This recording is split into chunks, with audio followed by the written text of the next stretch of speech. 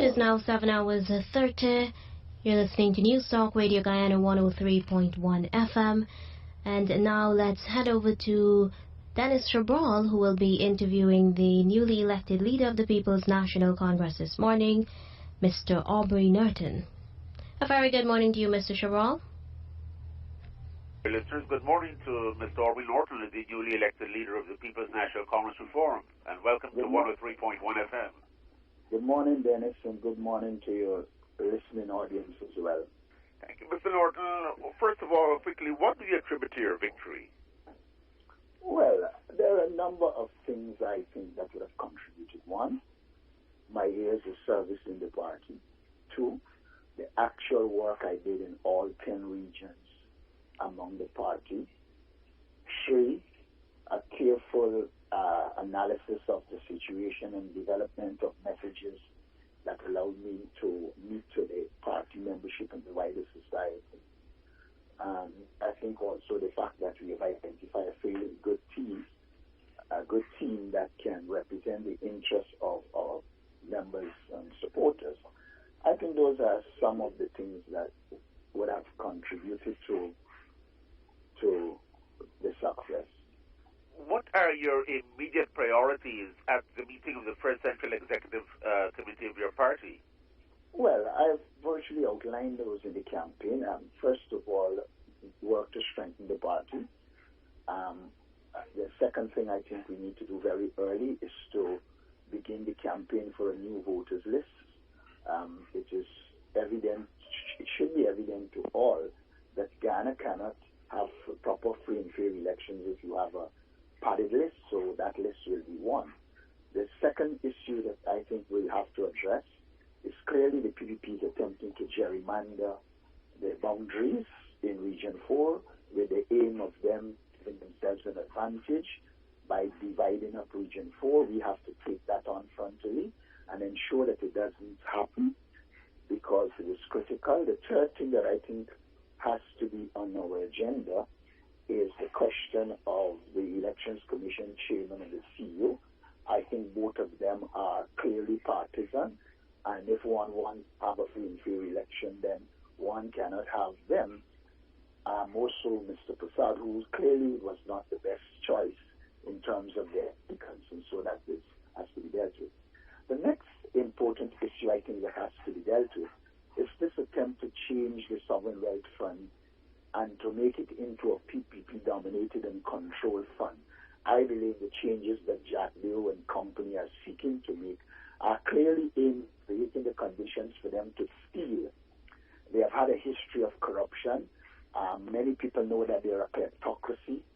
The whole focus is on getting wealth at all costs for the narrow elite in the PPP, and therefore we have to oppose that and ensure that we have laws that allow the people of Guyana to benefit and not accept a law that is going to be changed solely for the purpose of allowing corruption. And so I think that is one of the critical things we have to deal with very, very early.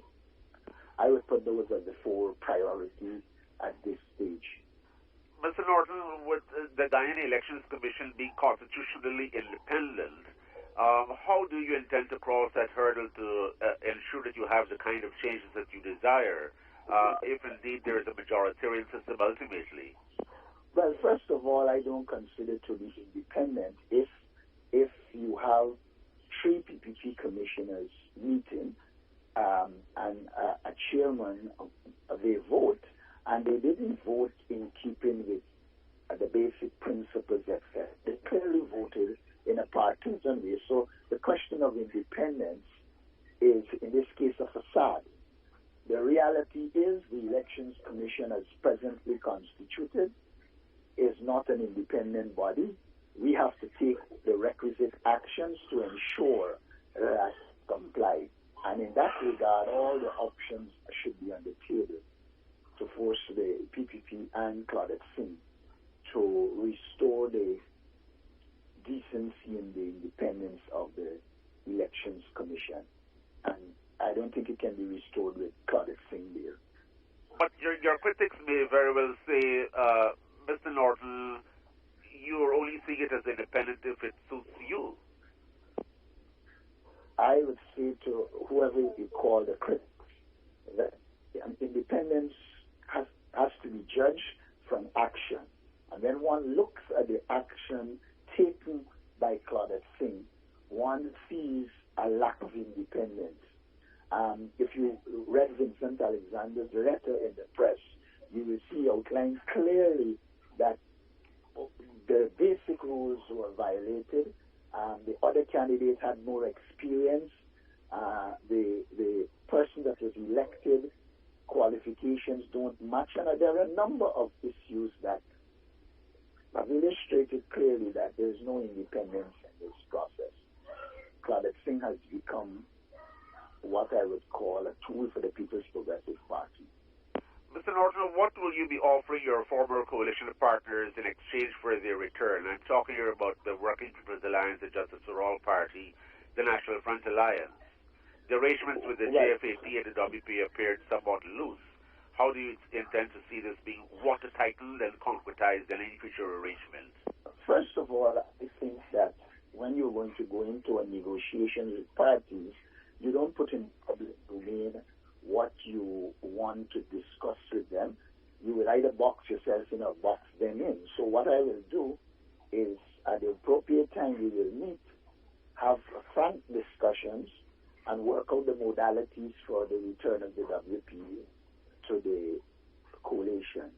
So I don't think it is a wise thing for me to get into the details of how we intend to approach it, when in fact it's going to be a negotiations where you'll have to give and take, compromise, and move forward. Will you be subscribing to the view that parties need to get at least 7,000 votes before they're awarded a seat in the National Assembly after a general election? Like I said, these things should be discussed with these political parties, and if I go down the road of putting preconditions, it wouldn't be the best thing, and it wouldn't create conditions perpetual to a proper discussion. The People's Progressive Party says it is working to attract more Afro-Guyanese, and you have been saying that Indo-Guyanese have nothing to fear from an Aubrey Norton-led PNCR. And indeed, you've also been saying that the majority of them are being marginalized at the expense of a small group. To what extent would you advocate for executive power sharing as a genuine pathway to deal with Guyana's racially divided political landscape? I have always argued for some form of inclusive governance. Power sharing could be loose sometimes, but I've always argued for some form of inclusive governance. I hope that the conditions emerge for us to pursue it. I am prepared to work assiduously to ensure we do everything to facilitate the unifying of our country. I don't think Guyana can progress in a winner-take-all system, and so I am prepared to do the work. Of course, a lot of it has to be based on a willingness of the other party to want to share or to want to be inclusive. The evidence suggests that the PPP has no intention of being inclusive. In fact, if you look at the very law that governs the Sovereign Wealth Fund, the attempt was to ensure inclusiveness and a widened oversight. The PPP is now moving to narrow that down and to make it clearly a PPP-controlled institution. Now, clearly, they are not showing any tendency towards inclusiveness and towards the involvement of the wider society in the decision-making process. And that in itself doesn't augur well for the kind of inclusiveness we're talking about. And so we will have to deal with that at a political level. There is a perception in some quarters that the private sector is largely cozy with the People's Progressive Party. How do you intend to forge a better relationship between the PNCR and the organized private sector? Well, first of all, one has to be very, very careful not to make the private sector commission synonymous with the private sector. The private sector in Guyana, I think we will develop good relationships with them. we would like to have good relationship with the Private Sector Commission, and we will work towards that, but as it stands, it is clear that the Private Sector Commission at the institutional level operates as a PPP arm, and therefore there are question marks there. When it comes to the genuine private sector, where the wide expanse of small and medium-sized businesses in Guyana are involved, I believe we can forge a relationship with them and even have to raise consciousness among them that what they're calling the private sector commission is really not operating in their interest. It is serving a PPP clique and a few. So, I mean, we can, if you just look at the analysis of contracts awarded, you will recognize that a large section of the private sector not involved, again, is PPP cronies in a small group. What would you be pressing the People's Progressive Party Civic Administration on as far as approaching the international oil companies? I didn't get that question. I'm asking, what would you be pressing the People's Progressive Party Civic Administration on as far as approaching the international oil companies are concerned? The question is not clear to me. No, in your interface with the People's Progressive Party, what would you be expecting from the administration in dealing with international oil companies such as ExxonMobil and so on that are exploring for oil in Guyana and producing oil? I have no expectations from the People's Progressive Party of anything that will operate in the interest of Guyana. In dealing with this issue, I will look at the legislation, and for me the most fundamental thing about the law in 1979, it says that all action should be taken to ensure the people of Guyana benefit from those resources. That is what will inform how we operate. The requisite actions to make the people of Guyana benefit. Those are the actions I will pursue. Mr. Norton, going back quickly to the post-Congress matters, now that Congress is over, what will be your approach in ensuring that those persons who did not vote for you, that they are not marginalized? We see essentially that your slate has already captured most, if not all, of the positions. What's your plan for the others who have not garnered sufficient votes? Well, I spent yesterday talking to all of our comrades who work for other campaigns, and I made it very clear to them that as far as I'm concerned, we were in an internal competition. That internal competition is over. We now need to work together. I will involve them in the various committees, etc., of the party and build a united front to take on the People's Progressive Party.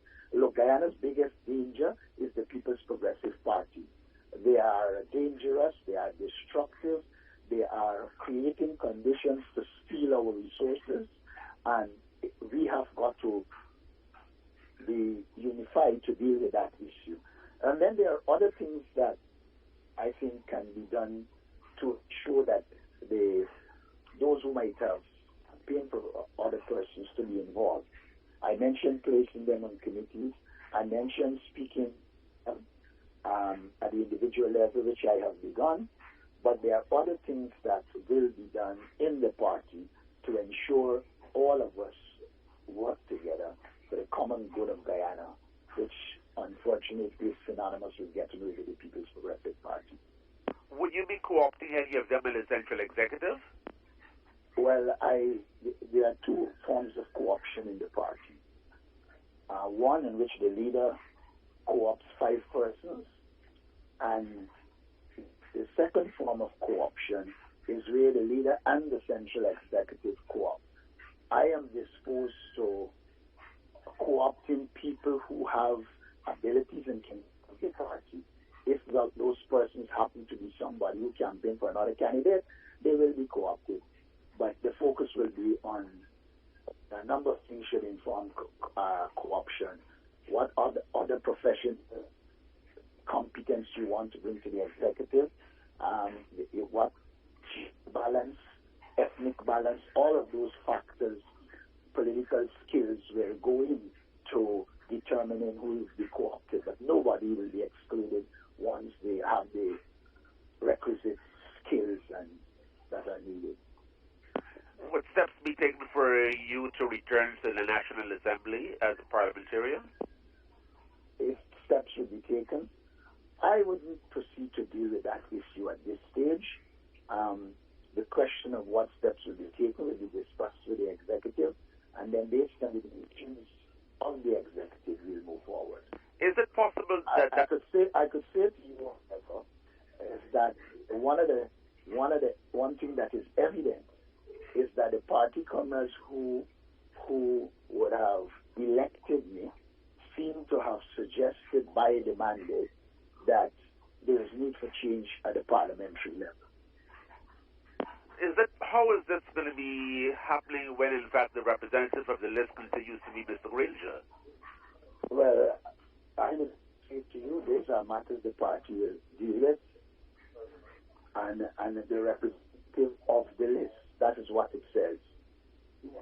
So that will inform us. And if he refuses to budge, what would happen? Did I say how we arrive at that point? No. I didn't say anything that suggests that this question follows if you refuse to budge. I don't understand what you mean by that. Well, what if the representative of the list does not act on your recommendation? What will happen? You just suggest that I made a recommendation. I didn't make any. Well, you said that the mandate suggests that you have that there should be changes at the parliamentary level. And said I will go to the central executive for us to discuss it, and then we will move forward. Mr. Norton, have you already settled the status of Mr. Harman as opposition leader? Because he said yesterday he will remain as opposition leader. Listen to me. I don't want to comment on anything Mr. Harman said in the public domain. Mr. Harman has accepted, at least when he spoke to me, the will of the people in the party, and I will just let us operate based on the will of the people in the party. Any final comments? Not really. I am just would want to say thanks to all the persons who would have supported me in the party and out the party, and I promise them that the focus will be on strengthening the party and doing the requisite things to ensure the PDP is accountable and finally we move from office. Thank you. We're talking there with the newly elected leader of the People's National Congress Reform, Mr. Aubrey Norton. Thank you again for having the opportunity to speak this. Have a great day. Do the same.